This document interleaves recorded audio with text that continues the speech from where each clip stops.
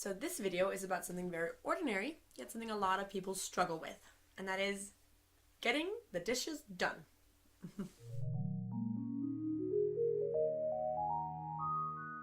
So if you're the kind of person that can't stand the thought of having two dirty spoons in your sink while you're in the living room watching a movie, then this video is not for you.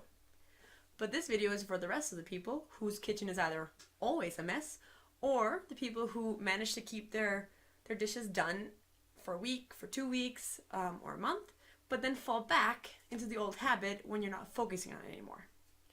So whenever I have an issue or a problem or something I'm trying to figure out, one of the first things I do is I go to Google and I search it out there, trying to find a solution or something that helps me along. The things that pop up there are often those how-to guides. We know them from Google or Pinterest or wherever. I know I'm guilty of using them plenty of times. They are really appealing with their pictures and they're easy, like step-by-step guide. And sometimes they work and sometimes they don't. Sometimes they work for like a week or two until we're right back where we started again because it's a how-to guide. And with dishes, I know how to do dishes. I know how to do it, just like I know how to eat healthy, but I still eat chocolate and junk food occasionally. And I haven't tried to understand the underlying reason as to why I actually snack. We'll get back to that at some point, I'm sure. But we're talking about dishes, and what changed me from being a sporadically organized person to becoming a real organized person is asking myself those questions, those underlying questions, attacking it methodically, and figuring out what is the problem, why is it a problem for me, how does it manifest, who's involved in it. So if the problem is that I am so exhausted from doing all the cooking and all the cleaning and all the preparing it, that when it comes time to doing the dishes, I just feel like I'm doing everything here and I need to feel more appreciated, then the solution is not just to keep going.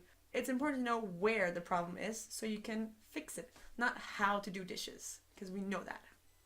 So the method that we developed to get ourselves out of our rut is built upon the principles of really understanding your problem before you go and try and solve it.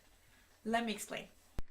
So when you come across a problem, or in this case, you can't seem to get your dishes done, the first thing we need to do is understand exactly what the problem is and why it's a problem. And then how the problem arises and what the contributing factors are. So let me go through these steps one at a time. The first step is understanding what the problem is. So for example, your sink is always full of dirty dishes, or before you can cook, you have to first clean. The next step is understanding why it's a problem. This is different from person to person, and this is really the problem beneath the problem. So this could be that the pile of dishes in your kitchen is a constant reminder of your lack of motivation. Or it could be that you feel super embarrassed about the state of your kitchen when people come over. Or again, it could simply be that you can't enjoy your downtime when there are dishes in the kitchen. If you understand this, then you also know what the measure of success looks like. You know you're there when the doorbell rings and someone unexpected drops by, and the first thing you think of is not the state of your kitchen. The how is focused on the point in time when the problem actually materializes. So what does your situation look like, and what is your state of mind? Some examples here could be that you're in a rush when you're done eating and therefore you leave your plate on the counter. Or you're so exhausted that you don't want to do anything. Or again, you feel like you're always the one doing it and you don't want to. The point here is to be able to start constructing ways to avoid these situations.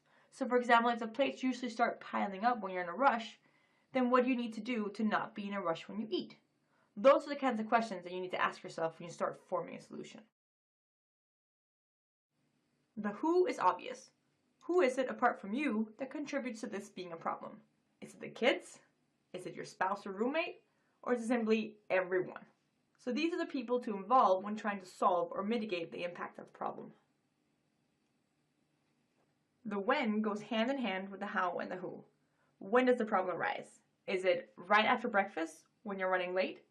Is it after dinner when there's too much else going on? Or is it after snack time when leaving just one plate won't make any difference? Notice that when you ask yourself these kinds of questions, it doesn't matter if you have a dishwasher or you don't, or if you use a rag or a sponge or whatever. This is your framework for getting to the root of your problem and doing something about it. everyone's who's, what's, and why's are different.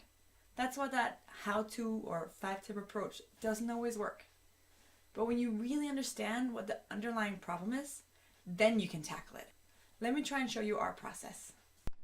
We used to leave dirty dishes on the counter and in a sink all the time. But dissecting the problem the way I showed you really helped us create a solution that works for us. This here is of course just an example, and a bit simplified, but hopefully it will still give you some idea of how to get to your own happy solution. So this is what dinner time used to look like. Maybe some of you are able to relate. We sat down for dinner.